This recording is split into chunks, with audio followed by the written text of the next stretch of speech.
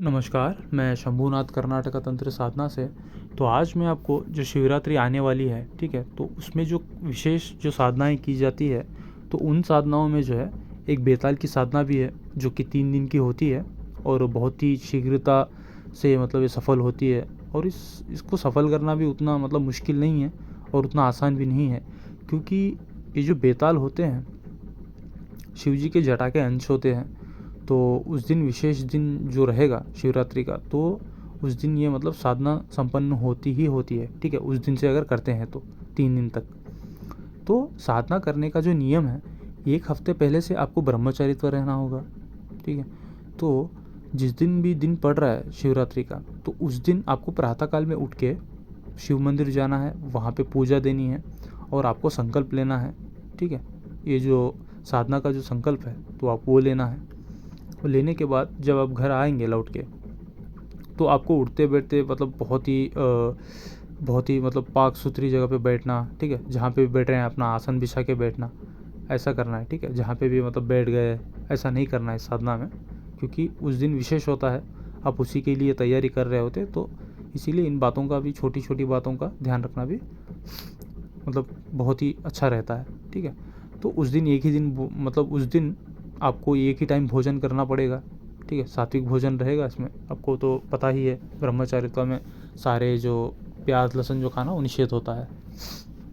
तो बैठते उठते आपको शिव जी का जो ओम नमः शिवाय जो मंत्र है उसको जापना होगा, ठीक है।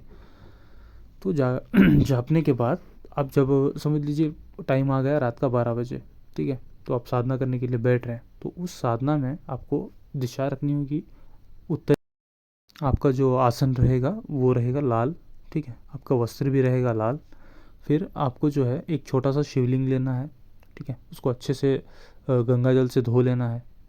गंगा जल से धो के आपको जो है उसको भी मतलब प्राण प्रतिष्ठा कर लेनी है, ठीक है, जैसे माला करते हैं वैसे। तो आपको जब आप साधना में बैठेंगे तो आपको शिव जी का एक माला जो है शिव मंत्र का जो ओम नमः शिवाय जो मंत्र है उसका जाप करना होगा और पूजा देनी होगी उस शिवलिंग को, ठीक है। इतना करने के बाद जो है आप इस साधना में 7 प्रकार की मिठाई रखेंगे भोग में, ठीक है। और हवन करेंगे 108 बार। आपको जैसे मंत्र पढ़ते हैं वैसा ही बोल के आपको हवन कर देना होता है, ठीक है। तो बस ऐसा ही 3 दिन करना है।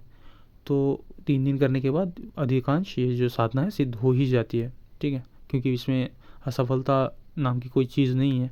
क्योंकि देखिए दिन जो है बहुत महत्वपूर्ण होता है, ठीक है। साधना का जो विधि विधान ठीक है, वो भी दिन भी है, बहुत महत्वपूर्ण होता है साधनाओं में। तो अगर आप ये साधना सिद्ध कर लेते हैं तो ये आपको जो है गड़ा हुआ जो धन होता है वो लाके आपके समक्ष रखता है, ठीक है। आपकी जो भी शारीरिक बीमारी है उसको दूर करता है। और ये जो साधना अगर सिद्ध हो जाती है तो उसको जो है मतलब दुनिया का कोई भी इंसान हरा नहीं सकता। फिर मतलब बहुत बलवान बना देगा, बहुत ही निर्दयी बना देगा, मतलब बहुत ही मतलब समझ सकते हैं आप एक राजा के जैसे आप अपने आप को फील कर पाओगे, ठीक है। क्योंकि ये बेताल है, शिव जी के जटा का अंश है, तो कोई मामूली शक्ति नहीं है। तो जो भी जिनजिनाते मतलब ये सेकंड्स में उनको पछाड़ सकता है, ठीक है। तो इतना बल होता है इनके अंदर। और देखिए इसके जो षटकर्म के जो काम ये करते हैं तो मतलब चुटकियों में करते हैं, ठीक है। चुटकियों में मतलब षटकर्म कोई भी कर्म हो, ठीक है, कर देंगे। आपका जो भी आपके जो भी परिवार है, ठीक है, उनको सुरक्षा जो है प्रदान करते हैं, ठीक है। ये अगर साधना कर लेते हैं तो और कोई भी साधना आपको करने की मतलब ज़रूरत नहीं रहती, क्योंकि इनके अंडर ही सब कुछ आता है, ठीक है। जैसे पिशाच पिशाचिनी भूत प्रेत जो भी है, ठीक है, इनके अंडर ही आता है। तो आप मतलब आप ये एक साधना में अगर सफल हो गए तो मतलब उन सारी साधनाओं में भी आप सफलता पा सकते हैं, ठीक है, वो भी बिना साधना किए हुए। तो ऐसी इसका विधि विधान है, ऐसा साधना मार्ग है। तो आपको और भी कुछ जानकारी चाहिए तो आप मेरे से संपर्क कर सकते हैं। मैं इसका मंत्र और जो और भी गुप्त बातें नहीं बोला हूँ वीडियो में, जो बताना नहीं चाहिए, सारी गुरुमुखी है, तो मैं आपको निःशुल्क ही दे दूँगा। तो अगर कोई करना चाहते हैं तो ज़रूर संपर्क करिए। तो मिलते हैं अगली वीडियो में, जब तक के लिए जय माँ काली।